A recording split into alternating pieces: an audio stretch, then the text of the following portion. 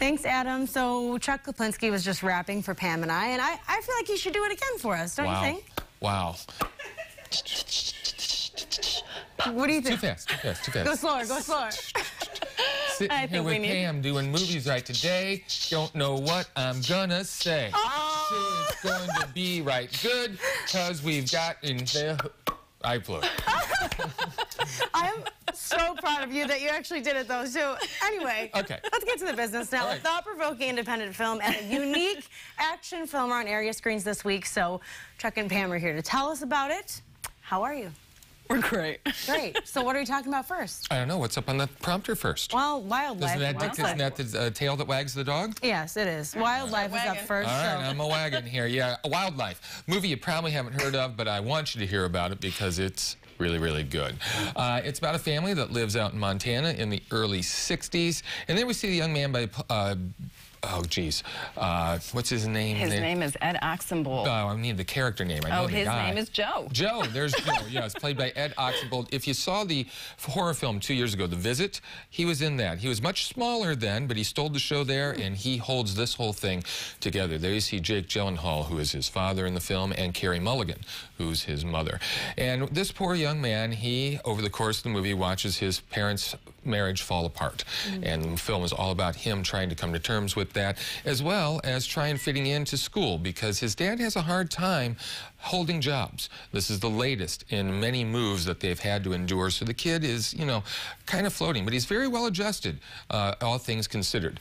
As we say, Dad loses this job and he goes off to fight forest fires away, and he don't have any idea how long he's going to be gone and if he's going to come back, because it's a dangerous thing. Mom then, of course, loses her mind, and the son witnesses this as she starts to live independently in a way that she should not.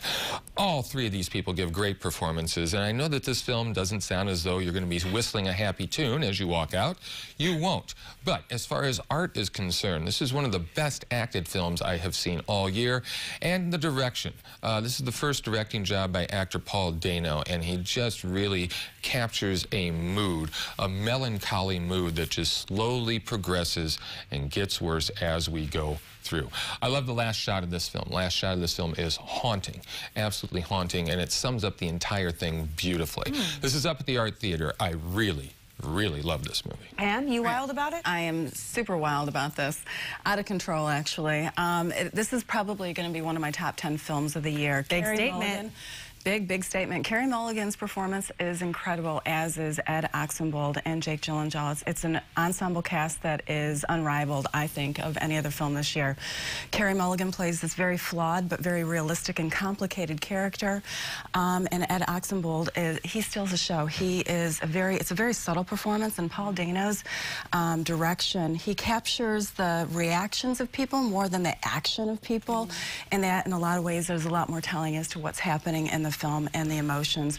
Huge emotional impact in this film, and I hope that this film doesn't get overshadowed by the bigger films like A Star Is Born that has a lot more flash. That's tough. It is tough, but this one is story-wise well worth it. I hope everyone takes advantage of seeing it at the Art Theater this week. Yep. Exactly, and texting Chuck, too, of course.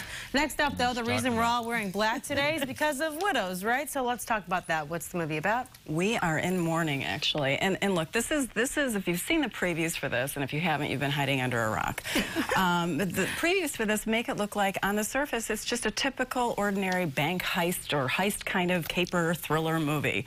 And on the surface, yes, it is. But here's where it's different. It's co-written by Gillian Flynn, who gave us Sharp Objects, and Gone Girl. And then we've got Steve McQueen, the director. He also co-wrote it with Gillian Flynn, and he gave us 12 Years a Slave.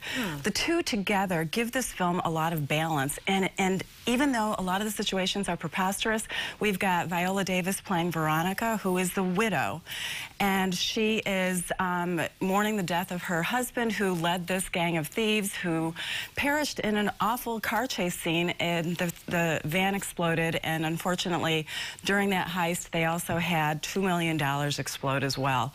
That was owed to some pretty bad people who were wannabe politicians in Chicago, and now Veronica has that debt to pay back. She incorporates the other widows to try and be able to steal back some money and pay off their their debts and live comfortably. All of these women, this is really, the other thing that makes this different is these are 4 strong females in the lead, and they drive this film forward. And in typical heist movies, you've got a lot of brawn, a lot of muscle, and the women don't have that same kind of muscle that men do, and so they have to resort to something else. They resort to, wait for it, intellect. It's a smart movie. It's crazy. I know, it's crazy thought, right? Sorry, guys.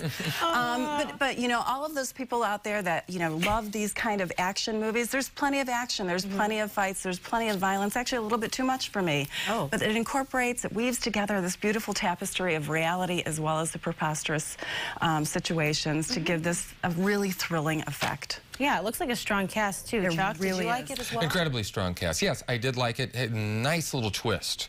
Boy, about halfway through. What the twist is, Chuck. You would never do that. Yeah, I know I don't have much intellect, but I won't let the twist out.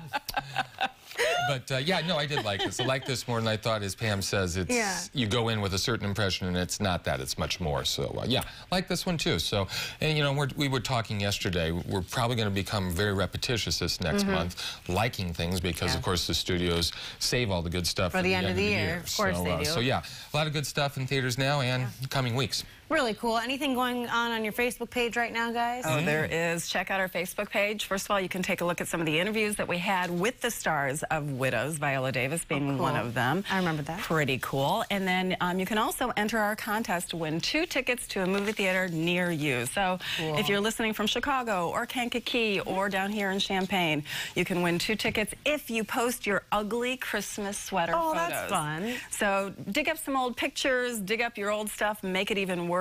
Get the best of the worst. Dress up your dog. We don't care. We don't care. Yes, please dress up your dog. So maybe that is crazy. Maybe they'd like if we all wore Christmas sweaters one week to encourage them. We will. I think that's in the plan. That would be a good idea. I'm sure that you do. I'm sure that you do. I could see you having that angry cat on yours for some reason.